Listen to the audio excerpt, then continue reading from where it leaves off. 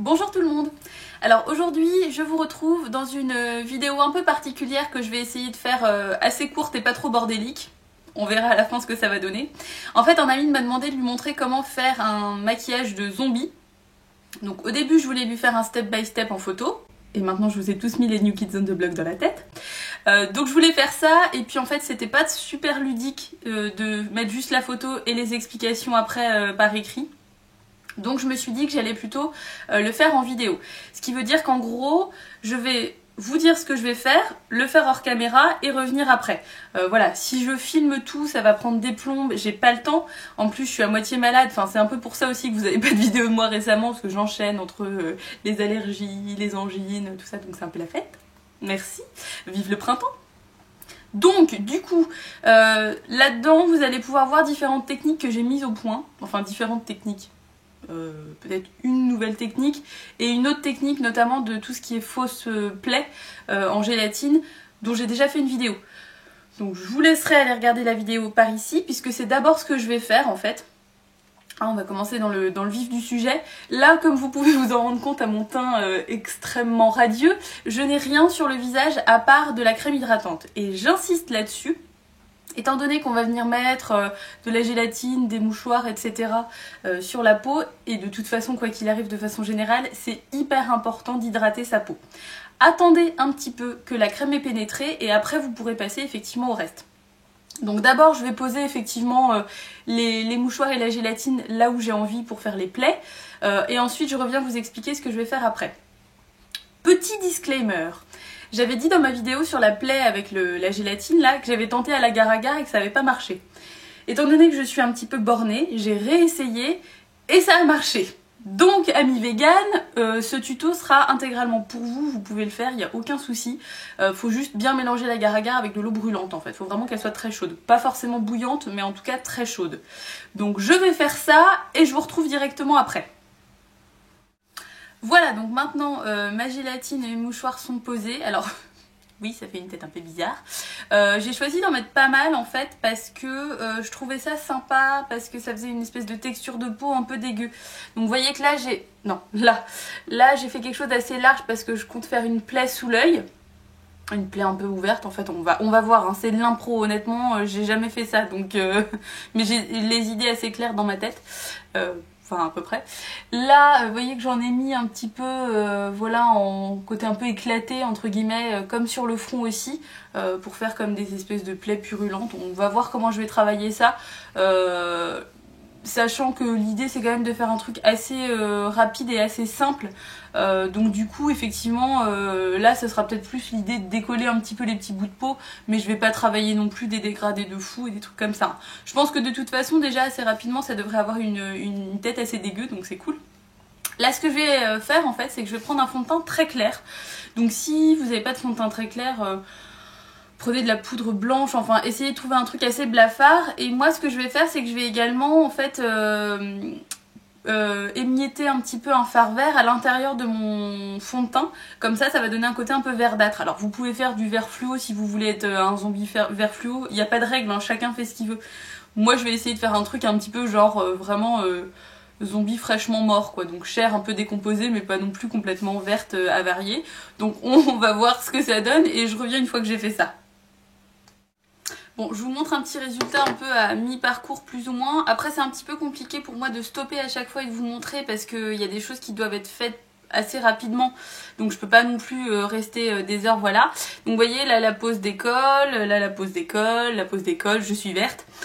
Petite précision, là je suis pas descendue tout dans le cou, j'ai fait vite fait les oreilles histoire de dire parce que je suis un peu maniaque, mais si vous faites un maquillage dans ce style là, je vous conseille vraiment de faire super gaffe au raccord. C'est-à-dire que si vous faites juste le visage, ne serait-ce que pas les oreilles par exemple, enfin voilà, ça marche pas quoi.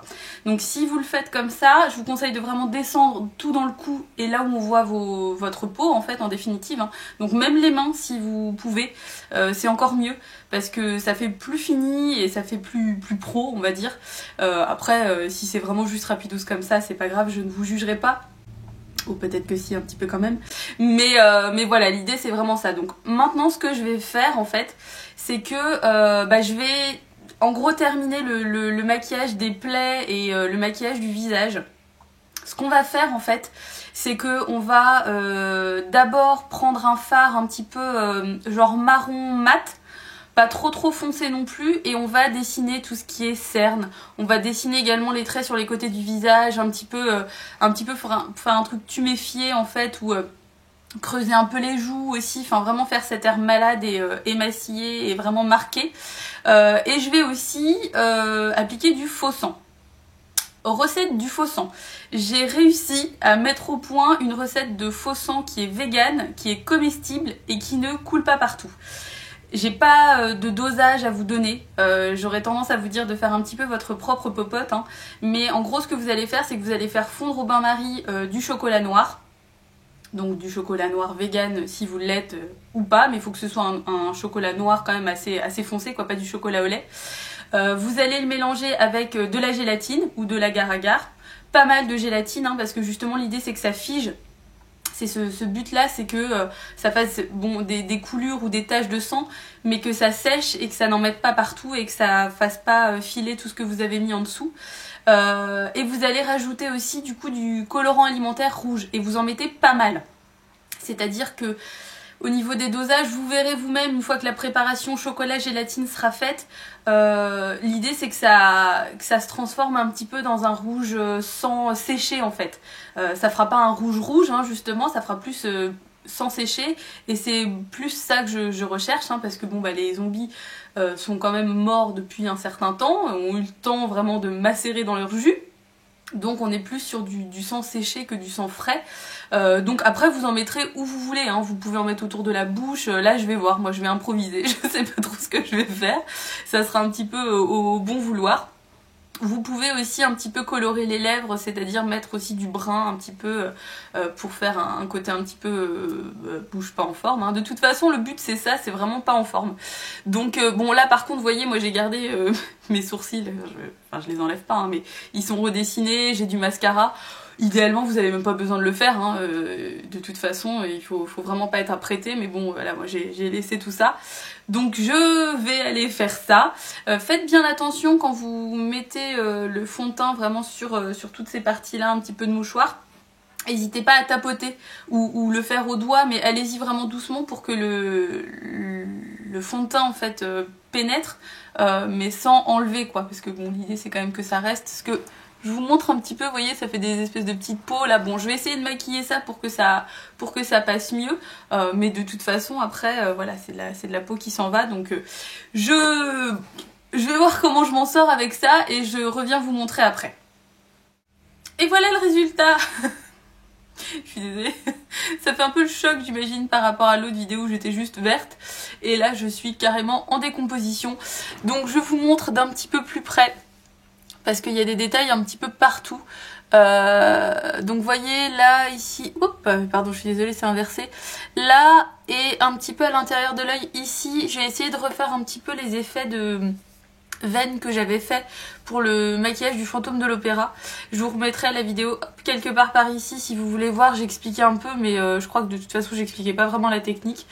Donc c'est simplement de prendre un rouge à lèvres assez foncé dans les violacés pour imiter la couleur des veines, et de prendre un pinceau très fin et juste de faire des petits zigouigouis comme ça, hein. Vous voyez, c'est très léger, il faut que ce soit sur un fond un peu prune, pareil, enfin voilà, juste un peu effet chair à vif. Et ensuite, j'ai beaucoup utilisé effectivement mon faux sang, qui je trouve est quand même pas, j'allais dire pas dégueulasse, si justement, il est quand même plutôt pas mal. Vous voyez que du coup je m'en suis mis dans le cou, c'est complètement sans transfert, c'est-à-dire que c'est un truc de fou, hein, parce que j'ai mis pas mal d'agar-agar dedans, mais si je touche comme ça, vous voyez que mon doigt est pas du tout... Voilà, il n'y a rien du tout, ça sèche quasiment instantanément. Ça, de toute façon, ça sera un peu fonction du nombre, de la quantité d'agar-agar que vous mettez. Moi, j'aime bien en mettre pas mal, mais pas trop non plus, puisqu'il faut que ça puisse faire des coulures. Vous voyez, comme j'ai fait là. Et puis, vous voyez que, du coup, quand ça sèche, ça fait vraiment, voilà, ça fait vraiment effet sans sécher, quoi. Ça brille un peu en plus, donc du coup, c'est vraiment super réaliste. Ensuite... j'ai tout simplement mis des fards vraiment, comme je vous l'ai dit. Bon là on voit pas parce que j'ai mis du sang par dessus, mais ici on voit que j'ai mis du fard marron. J'ai fait un mélange de marron. Alors En marron, j'ai utilisé celui-ci de chez Kiko, c'est le numéro 131, mais un marron mat, surtout pas de brillant, parce que je sais pas si vous avez déjà vu un zombie irisé, hein, c'est un petit peu comme les vampires irisés que nous n'évoquerons pas, d'une certaine saga de livres et de films, bref. J'ai aussi utilisé pas mal ma palette de chez Sugar Peel. C'est la Burning Heart, celle-ci. Donc j'ai notamment pas mal utilisé forcément le rouge et le petit jaune que vous voyez là. Le jaune notamment pour, effectivement, je me plante de côté à chaque fois, j'ai du mal. Hein. Juste pour l'intérieur de l'œil parce que, effectivement, en général, hein, les cernes, elles ont un côté un peu jaune comme ça. Rouge principalement sur la paupière aussi. Là, je l'ai pas fait parce que j'avais peur que ça fasse un peu chargeuse. Mais j'aurais bien mis du crayon rouge aussi à l'intérieur de l'œil. Why not? Et puis ensuite j'ai maquillé, enfin vous voyez j'ai maquillé les côtés du visage ici avec le même fard marron, j'en ai mis un petit peu en rappel sur les côtés du front, j'en ai mis ici aussi. Ça va pas être parfait de toute façon, hein. L'idée c'est ça, c'est les chairs vraiment en putréfaction, j'ai envie de vous dire. Voilà, j'ai mis un petit peu, j'avais mis des trucs sur mes lèvres puis j'ai décidé de mettre du sang après par dessus. Donc vous voyez que en fait j'ai mis voilà du sang à l'intérieur de la plaie ici. D'ailleurs bon, maintenant que je le vois sous un autre angle, je pense que j'aurais pu mettre un petit peu plus de fard sur le côté ici, parce que ça fait un petit peu vert vif du coup par rapport au reste. Mais bon bref, ça après, de toute façon vous avisez. Voilà, donc je me suis mis du sang dans le cou. Après vous pouvez faire un peu ce que vous voulez justement avec ce sang là. Hein. Donc j'en ai mis un peu sur le côté de la tête, enfin, j'en ai mis un peu partout. Mais je pense que bon... Ça fait un zombie plutôt honnête quoi. Puis vous voyez ici c'est pareil, j'ai rajouté du sang et puis il y a les petits bouts de peau qui s'en vont quoi. C'est quand même pas trop mal quoi, c'est plutôt dégueu, c'est le but hein. Donc voilà, j'espère que ces quelques explications, je sais que ça aurait été assez bref, hein, mais je voulais quand même vous montrer un peu pas à pas et vous expliquer, mais sans faire un tuto filmé super long, super laborieux. J'essaierai de vous mettre aussi des photos, bien évidemment, sur Facebook, un petit peu plus détaillées. Je vais prendre ça maintenant avant de tout enlever, parce que j'ai une vie finalement aussi, j'ai d'autres choses à faire. Enfin non, pas vraiment. Une petite précision aussi, vous pourrez peut-être avoir peur en vous démaquillant que le colorant alimentaire laisse une trace un peu rosée sur la peau. Ça ne tâche pas. Faut juste un peu frotter, eau savonneuse, voilà, il n'y a pas de souci, hein, j'ai fait le test avant, ça part, il n'y a aucun problème, mais c'est juste que ça teinte très légèrement en surface. Donc vous pouvez être amené un peu à flipper. Pour enlever tout ça, de toute façon, en gros, vous enlevez d'abord tout ce qui est mouchoir, et puis après, c'est ouais, au démaquillant, eau savonneuse, enfin voilà quoi, vous frottez bien, bien la tronche. Et donc, voilà, encore une fois, ouais, les soucis de raccord, essayez d'aller vraiment au plus près de la racine de vos cheveux hein, pour avoir un truc vraiment, vraiment fidèle au maximum et pour qu'on croit vraiment que vous êtes en train de crever.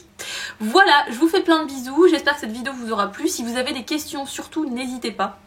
Parce que moi, il se peut que j'oublie des choses, voilà. Et puis, je vous dis à bientôt pour un truc peut-être plus conventionnel, peut-être pas, on sait pas, on verra bien. Salut!